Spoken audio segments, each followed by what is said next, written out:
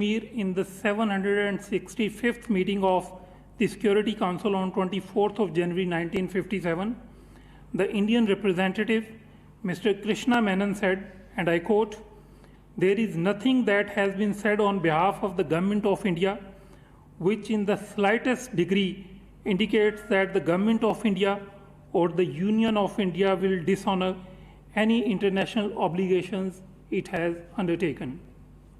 Regrettably, India blatantly backed out of its commitments, flagrantly dishonored its international obligations, and deliberately violated international law during the last 7 decades. In their messages on the Kashmiris' right to self-determination day, the President, the Prime Minister, and the Foreign Minister of Pakistan highlighted the grave human rights violations in Indian illegally occupied Jammu and Kashmir and urged the international community to ensure that perpetrators of these heinous crimes against humanity are held accountable. They reaffirmed Pakistan's steadfast support for the Kashmiri people till the realization of their inalienable right to self-determination.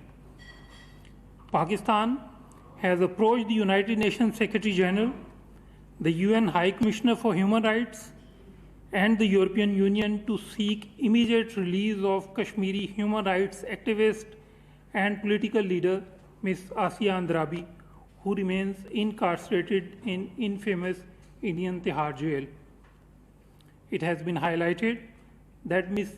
Andrabi's life is in danger owing to imminent risk of persecutory conviction by a sham court on 18th of January 2021. The Indian authorities have put Ms. Andrabi on trial on trumped-up charges, deliberately accelerated the trial, and set aside due process of law, reflecting malicious intent with clear indications of looming judicial murder of Ms. Andrabi. India's blatant attempts to portray the legitimate Kashmiri struggle as terrorism and to persecute its leaders through concocted cases is a clear violation of the UN Charter, UN Security Council and UN General Assembly resolutions, and international human rights and humanitarian law. Voices from around the world continue to condemn inhuman oppression of the Kashmiri people and illegal and inhuman incarceration of the Kashmiri leadership, particularly Ms. Asia Andrabi.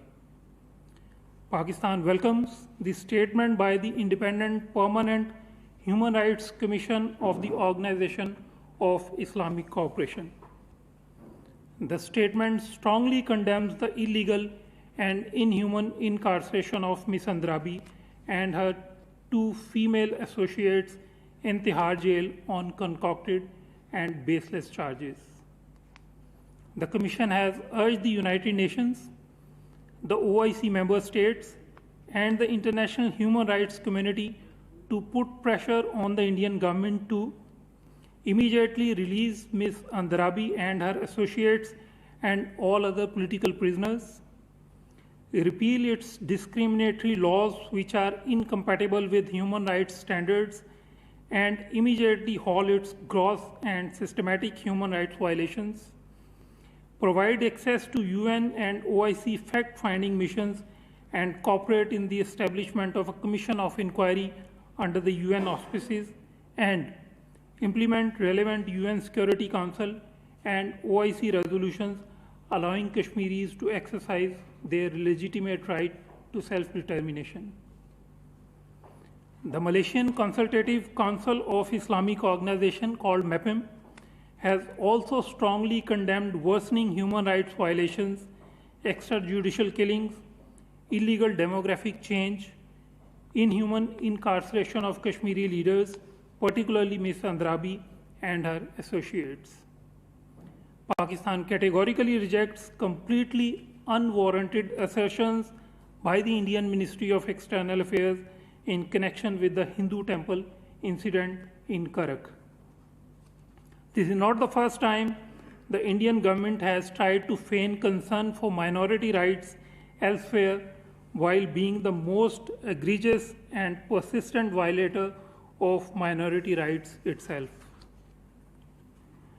From the Discriminatory Citizenship Amendment Act to the National Register of Citizens, from the Gujarat massacre of 2002 to the Delhi pogrom of 2020, from the demographic reprehensible demolition of Babri Mosque in 1992 to the despicable acquittal of the accused by the Indian court in 2020, from blaming Muslims for spreading coronavirus to the banning of interfaith marriages, from cow vigilantism and mob lynchings to terming the Muslims of West Bengal termites and threatening to throw them into the Bay of Bengal, from extrajudicial killings of innocent Kashmiris to the blatant attempts to turn Muslims into a minority in Indian illegally occupied Jammu and Kashmir through distribution of fake domicile certificates.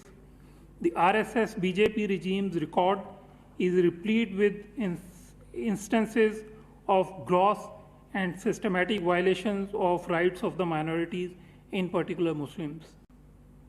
As a perennial purveyor of state-sponsored discrimination against its minorities, India is in no position to pontificate on the issue of minority rights elsewhere.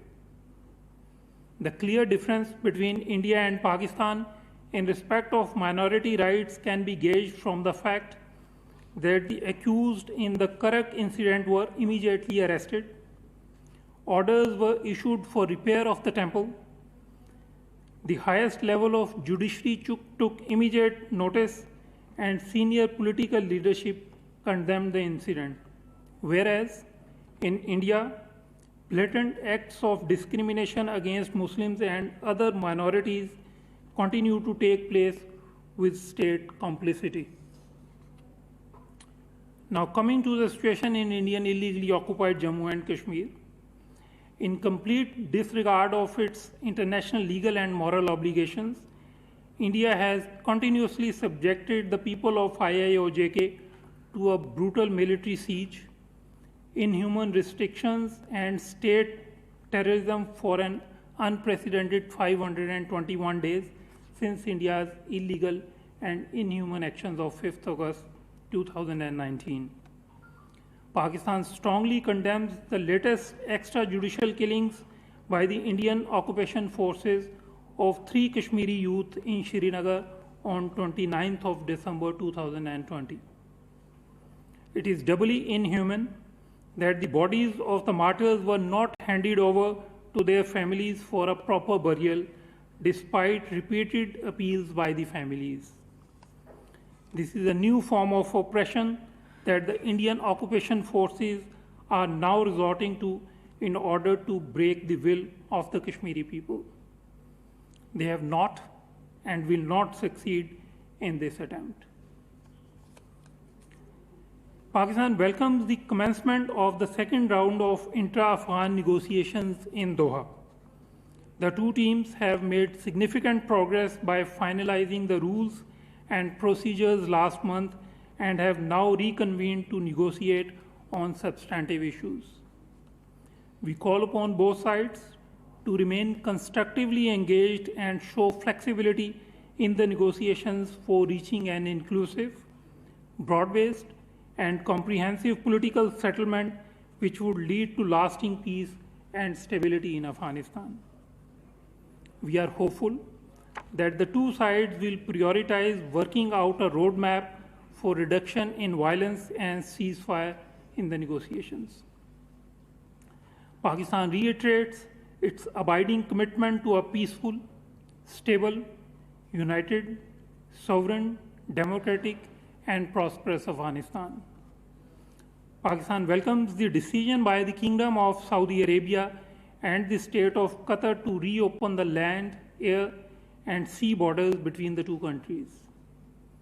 We also appreciate other steps being taken by the countries of the Gulf Cooperation Council, which will contribute to resolution of outstanding issues between the countries of the organization persisting for almost 4 years now. Pakistan lauds the positive role played by the Amir of Kuwait towards the resolution of differences between the countries of the GCC. Pakistan continues to accord high importance to its relations with GCC as well as its member states. The President of the National Assembly of the Republic of Djibouti, accompanied by a 12-member parliamentary delegation, visited Pakistan from 28 December to 3rd of January 2021. During the visit, the delegation called on the Prime Minister, the President, the Chairman Senate, the Speaker of the National Assembly, and other dignitaries. In his meeting, Prime Minister Imran Khan underlined the salience of Pakistan's Engage Africa policy, which aims at forging closer ties with the continent by expanding Pakistan's diplomatic footprint and deepening economic engagement with the countries in Africa. As part of his long-term focus on economic diplomacy and Engage Africa initiative, Foreign Minister Makhdoom Shah Mahmood Qureshi chaired a virtual envoys meeting with Pakistan's heads of mission in Africa. Underlining the shift from geopolitics to geoeconomics, the Foreign Minister emphasized the importance of economic diplomacy as a key component of modern diplomatic practice. The Foreign Minister encouraged the envoys to cultivate and broaden mutually beneficial trade and economic partnerships with the African countries. With this, I thank you, and I'm happy to take any questions on these or other foreign policy related developments. तर्जुमान दफ्तर ख़ारिज ज़ाहिद हफीज़ चौधरी